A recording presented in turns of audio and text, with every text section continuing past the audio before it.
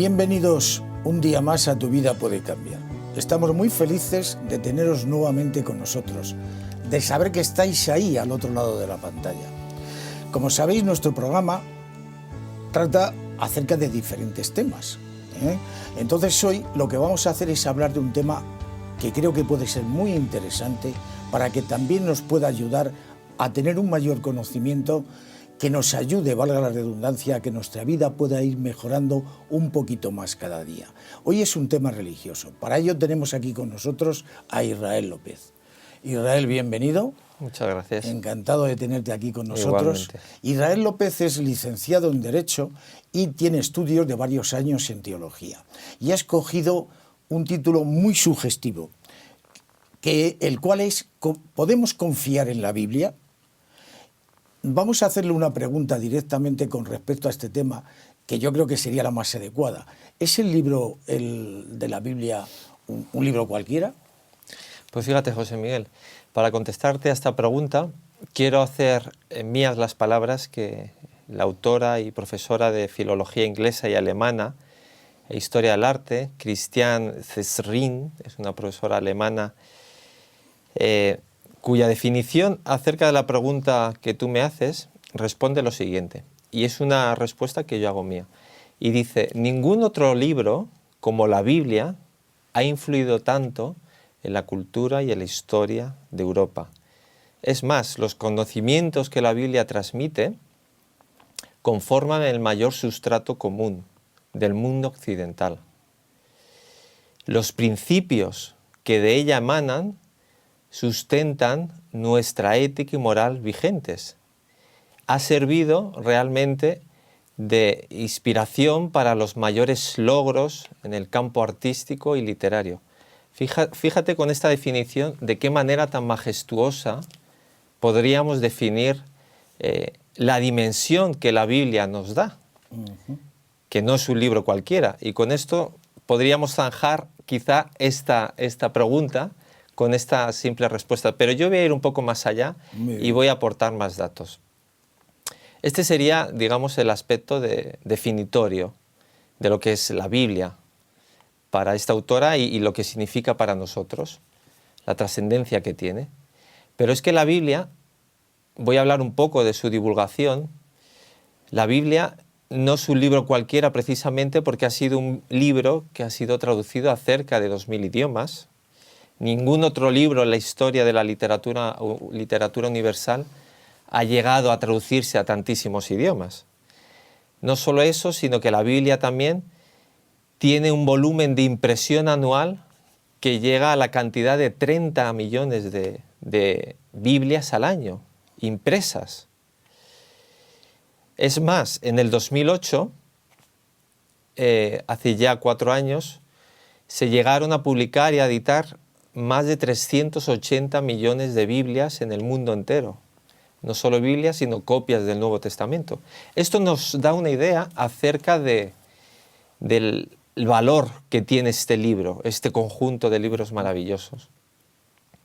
Aparte de estos datos que te estoy ofreciendo, la Biblia es cierto que está compuesta por una serie de autores. De hecho, Biblia procede del griego, del término griego, del concepto griego, ta Biblia, que significa libros en plural. Luego la Biblia es un conjunto de libros que está a su vez dividida en 2 partes, Antiguo y Nuevo Testamento. Tenemos 39 libros por parte del Antiguo Testamento y 27 libros por parte del Nuevo Testamento, pero solamente 40 y pico autores fueron los que escribieron estos libros, porque tenemos el caso, por ejemplo, de Pablo, que escribió muchas epístolas. Ajá. Y otros autores que escribieron también no solo un libro, sino más libros. Tenemos no solo esta composición literaria, sino que esa gran multitud de autores tuvieron diferentes características, diferentes oficios y profesiones. Algunos fueron pescadores, otros fueron diplomáticos, otros caudillos, otros reyes. Y vemos aquí la variedad de todos estos autores que además coincidieron en contextos diferentes, en épocas diferentes. Me viene a la mente, por ejemplo, el libro de Isaías. Isaías fue un profeta del Antiguo Testamento que escribió y vivió sobre el 740 a.C., pero antes de Isaías tenemos a Moisés, que vivió sobre el 1500 a.C., el último profeta del Nuevo Testamento escribió sobre el 440. Vemos el margen de siglos que hay transcurrido entre unos y otros. Si nos vamos al Nuevo Testamento, tenemos a Pablo y sus epístolas, que escribieron entre el 50 y el 65 después de Cristo, y acabaríamos con el apóstol Juan, que escribió el Apocalipsis, el Evangelio de Juan y las epístolas de Juan, sobre el 90 después de Cristo. Luego tenemos un conglomerado de autores, de contextos diferentes, de épocas diferentes, de oficios diferentes, que nos lleva a un conjunto armónico incuestionable. ¿Cómo es posible que haya habido personas que hayan vivido en épocas diferentes, que hayan tenido vidas diferentes, que hayan tenido contextos diferentes y hayan escrito un mensaje que coincide con el mensaje que otro escribió antes que él o después que él? Hay un conjunto armónico ideológico en toda la Biblia que nos lleva, lógicamente, a concluir que la Biblia no es un libro cualquiera. Sí, porque yo creo que parece ser que es así, de hecho es así, que el libro Génesis tiene su fin y su explicación en el último. Génesis, que es el primero, lo tenemos traducido su significado también en Apocalipsis. Y hay una diferencia de miles de años. Y no hay ningún tipo de contradicción. Correcto. A través de todos estos años de diferentes autores, Correcto. no hay ningún tipo de traducción.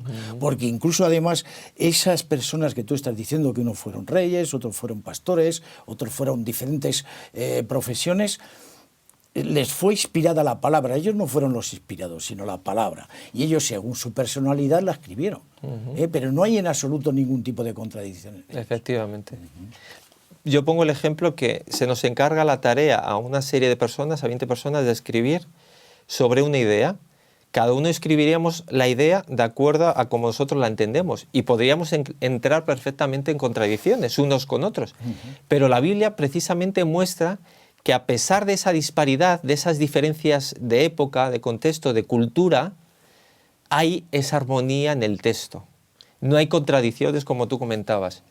Y eso nos llega a la certeza de que realmente la Biblia fue un libro manejado por Dios. Hay un hilo conductor. Hay un hilo conductor. Dios pone a las personas, les transmite un mensaje, les inspira, les prepara, respeta sus personalidades, sus caracteres, su idiosincrasia de acuerdo a la época en que vivían, y en base a ese respeto que Dios hace de la persona, transmiten un mensaje. Un mensaje con un hilo conductor y un mensaje en su armonía, en el texto, en la ideología que presentan. Ajá, muy bien, muy bien. Efectivamente, así es.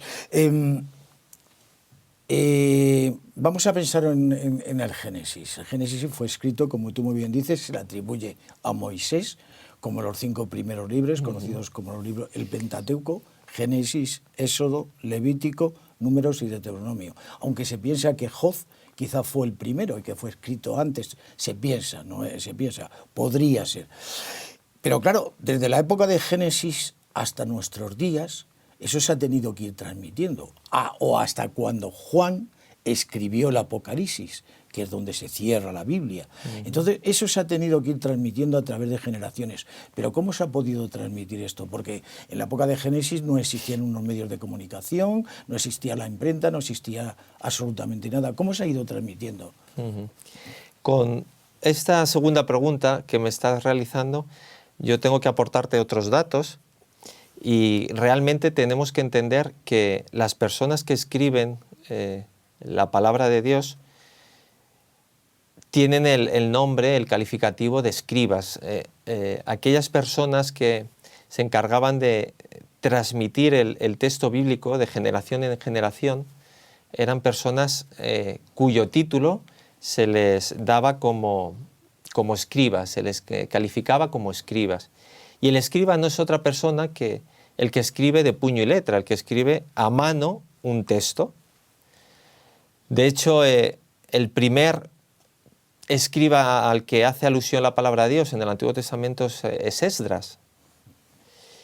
Y esto lo podremos encontrar si leemos Del el cual libro de... tenemos un libro en la Biblia que se llama Efectivamente. Esdras. Pues a Esdras se le atribuye la primera condición de escriba. Hubo una serie de personas, como he dicho al principio, que se encargaban de transcribir, de escribir, de copiar, mejor dicho, aquellas copias de manuscritos originales de la Biblia que a día de hoy no disponemos, pero no me quiero adentrar todavía en ese asunto porque es algo que abordaré más adelante, pero quiero resaltar la labor que hacían estos señores. Los escribas, como decía, copiaban texto tras texto y de generación en generación se encargaban de velar porque esas traducciones mantuvieran un orden en la transcripción, hubiera un respeto fidedigno y fiel por la tradición. Y tengo que decir que los libros más antiguos de los cuales disponemos son los manuscritos del Mar Muerto, Ajá. los rollos de Qumrán, de las cuevas de Qumrán. Eso a día de hoy son los textos bíblicos, manuscritos bíblicos de más antigüedad, en el siglo XXI en el que vivimos. Anterior a este hallazgo, disponíamos de manuscritos con una antigüedad del siglo IV, V, VI después de Cristo.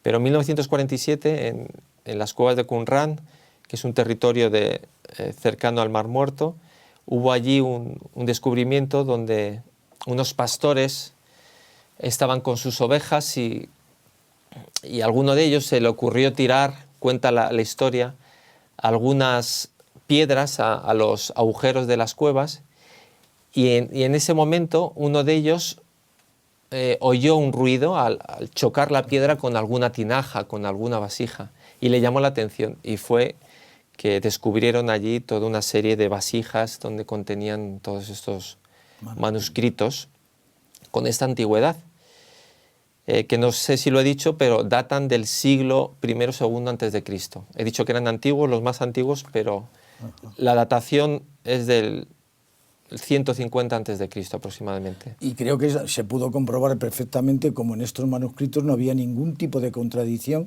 ni nada diferente a lo que en el día de hoy tenemos en estas Biblias, en la Biblia, ¿verdad? Fíjate, hay un dato interesantísimo y tengo que mencionarlo.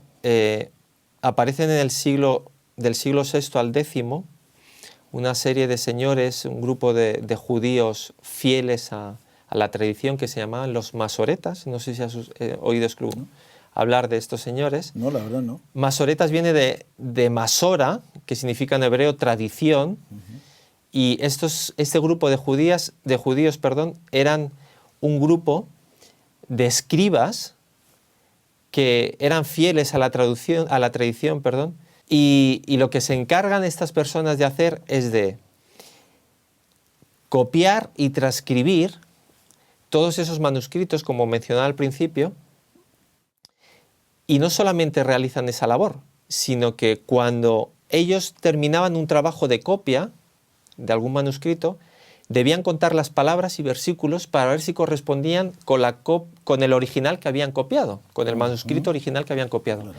Si esto no era así y había una palabra menos o de más, tenían que volver a revisar todo el trabajo que habían realizado y ver dónde se habían equivocado.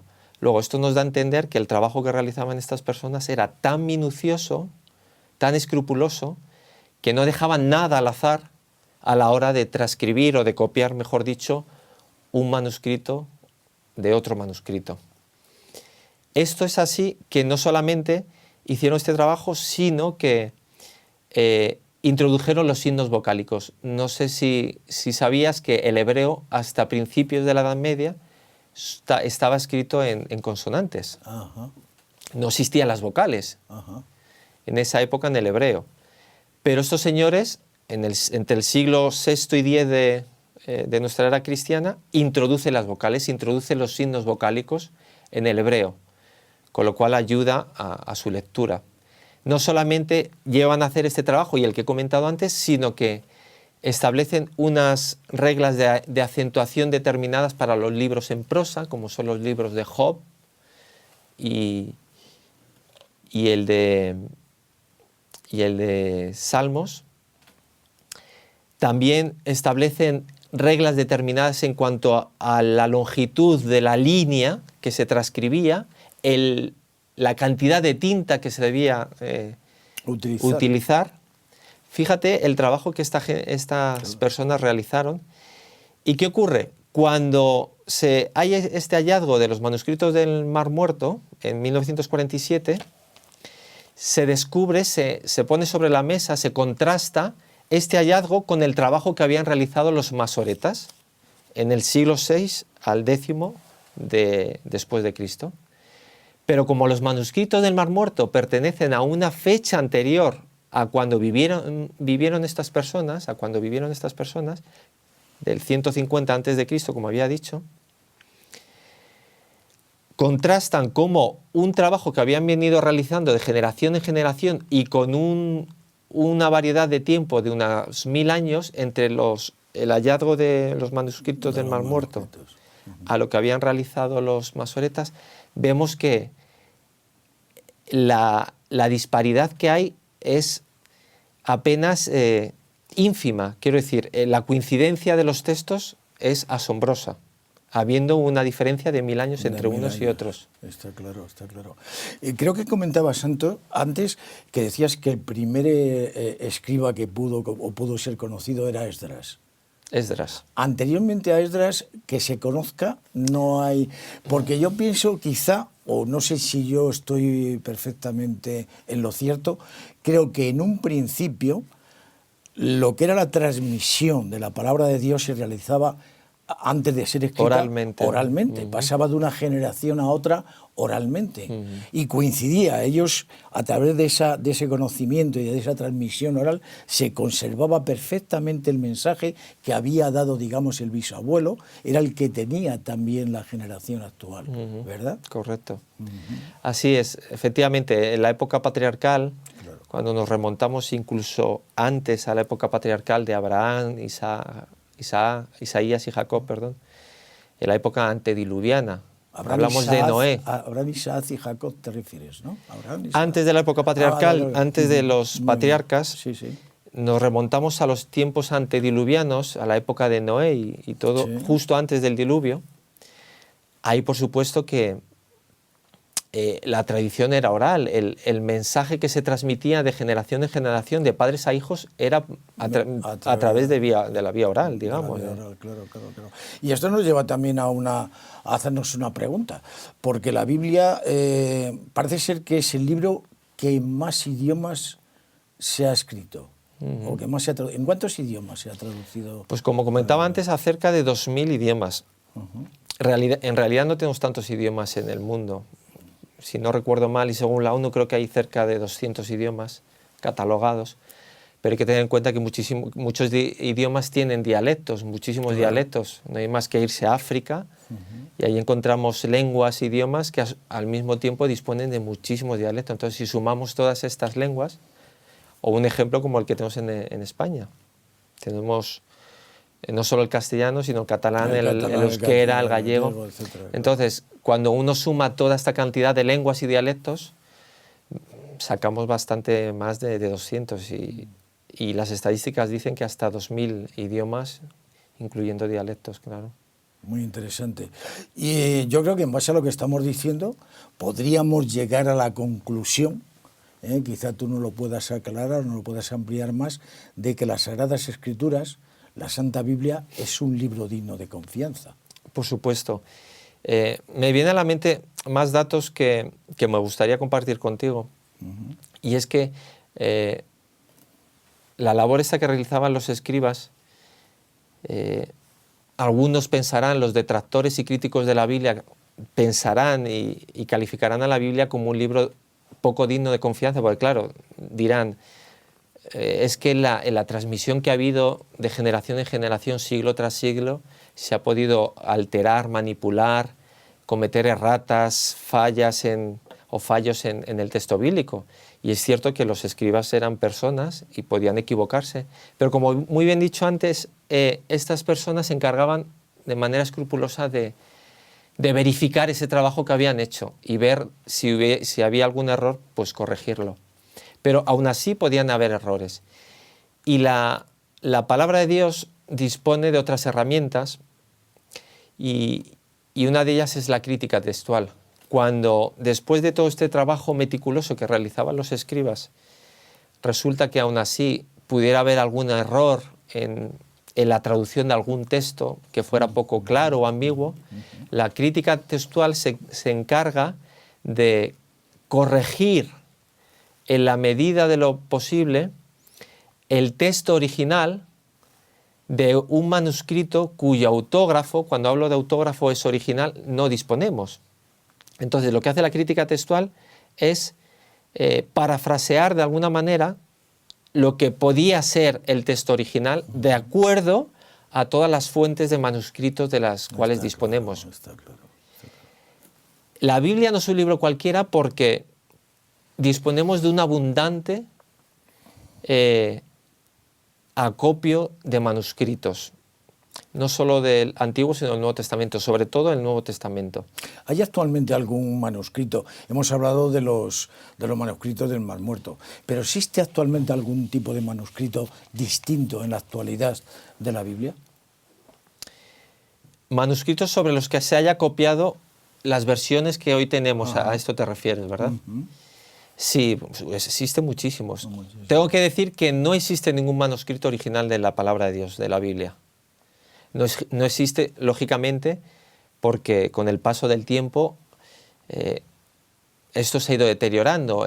Los materiales que se empleaban para escribir esos manuscritos eran el papiro, el pergamino, y esos materiales son delicados y con el paso del tiempo, si no se conservaban bien y aun conservándose, se deterioraban fácilmente. Entonces, manuscrito original como tal no existe, pero disponemos de muchos manuscritos, un gran caudal de manuscritos en unciales, en minúsculos y en papiros. Fíjate que tal es el volumen que en el Nuevo Testamento en griego disponemos de cerca de 5.000 manuscritos.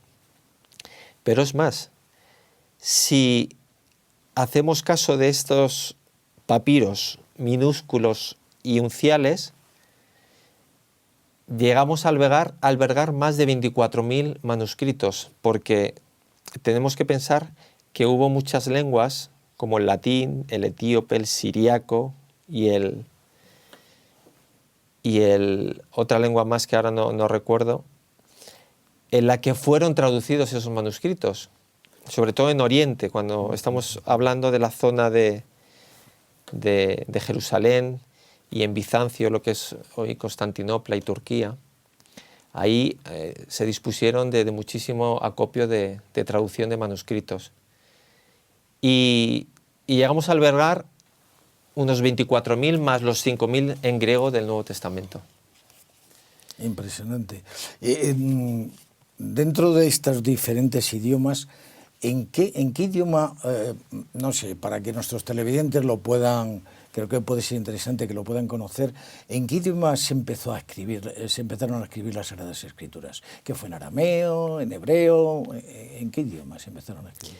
Pues la palabra de Dios está escrita en 3 idiomas.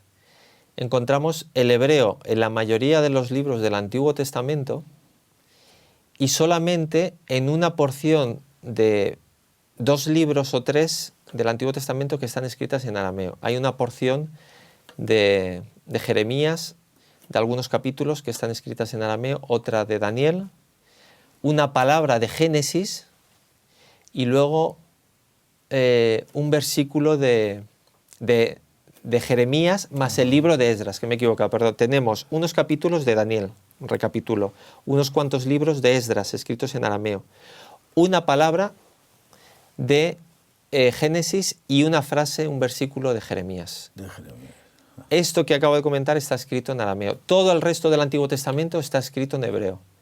Y en el Nuevo Testamento el idioma que se utilizó fue el griego, pero no el griego clásico, sino el koiné. Koiné que viene del griego que significa común, que era la lengua común de las personas de aquella época. Y en esa lengua fue escrito el Nuevo Testamento. Yo lo que estoy totalmente convencido, Israel, es que nuestro Dios no puede permitir, ni ha permitido, ni va a permitir que su palabra sea distorsionada o que sea cambiada, porque el fundamental es su guía, ¿no? Es la guía para nuestro paso por esta vida. Entonces, por mucho que se pueda querer cambiar o que se pueda querer tergiversar, el Señor no lo va a permitir, por mucho que se haya perseguido las Sagradas Escrituras, que se han perseguido durante mucho tiempo, y ha habido gente incluso que por leer las Sagradas Escrituras ha pasado por un sacrificio, ¿no? Por perder su propia vida. Lógicamente la palabra de Dios va a seguir así hasta el final de los tiempos, eso está claro. Yo lo que sí quisiera es que nos pudieras hablar un poco, en base a que tú y yo estamos convencidos de ello, pero seguro que nuestros televidentes también les va a gustar escucharlo, si es digno de confianza, es digno de confianza, podemos ver que es totalmente digno de confianza el Dios que ha inspirado las palabras que vienen escritas en la Biblia. Olvidado un detalle, y perdóname que a veces retroceda un poco, porque toda la información que estoy procesando en mi mente a veces fluye cuando uno quiere y luego viene después, ¿no? Es lógico. Pero fíjate que todos esos datos que he dado de cantidad de manuscritos de los que tenemos y disponemos el mundo cristiano, pueden resultar algo insignificante o puede resultar poco, pero basta con poner un ejemplo, y es que los Anales de Tácito es una obra donde se inspira la historia del mundo romano, y de los Anales de Tácito solo se disponen 20 ejemplares, 20 manuscritos, o de las guerras de las Galias solo hay 10, o por ejemplo de las tetralogías de Platón solo disponemos de 7. Como cuando comparamos estas cantidades con las que he expuesto antes acerca de la Biblia, vemos la disparidad y la diferencia enorme que hay entre los manuscritos de los que dispone la palabra de Dios y los que disponen obras más seculares de este mundo. Y en cuanto a la pregunta que me hacías, la arqueología ha demostrado una vez más, y voy a ser más rápido en la exposición, ha demostrado una vez más que el texto que nosotros encontramos en la palabra de Dios es veraz, es real. Porque, por ejemplo, hace poco hubo un hallazgo donde se demostró que la práctica que en la época patriarcal tenían las esposas de entregar a sus siervas y esclavas para que se casaran con sus maridos. Cuando no tenían descendencia, ¿no? Puede ser, es lo que quiere decir, porque como pudo ser el caso de Sara con Abraham, ¿no? Incluso teniendo descendencia, como era Raquel y Lea, sabemos que una de ellas tuvo descendencia y aún así ofrecía sus esclavas para que sus maridos tuvieran descendencia con ellos. Esta práctica, en la época patriarcal, no hay constancia de ello, no hay una constancia histórica, un respaldo arqueológico histórico. Parece ser que solo viene en la palabra de Dios. Pues hace poco hubo un descubrimiento en los textos de Nuzi, en el código, los textos de Nuzi, que es un hallazgo arqueológico, que demuestra que esta práctica realmente se daba en esa época. Tenemos también la estela de Mesa o la piedra moabita, que es una piedra de basalto negro, donde hay constancia de la casa de Israel y hay constancia del rey David. Detractores de la palabra de Dios dicen que el rey David fue un mito, que solo viene la palabra de Dios y que no viene argumentado históricamente en otra obra o en otro hallazgo.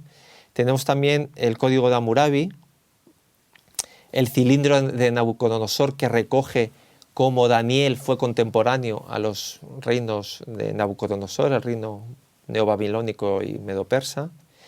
Y hay muchos más hallazgos. Esto es en cuanto al antiguo. En el nuevo habría algunos más que podría Muy bien, Israel. Decir. La verdad es que es verdaderamente bonito, es precioso escuchar lo que tú nos estás diciendo cuando unimos la historia con los hechos que... Bueno, la historia nos demuestra en muchísimos casos que tú estás exponiendo la veracidad de la palabra de Dios.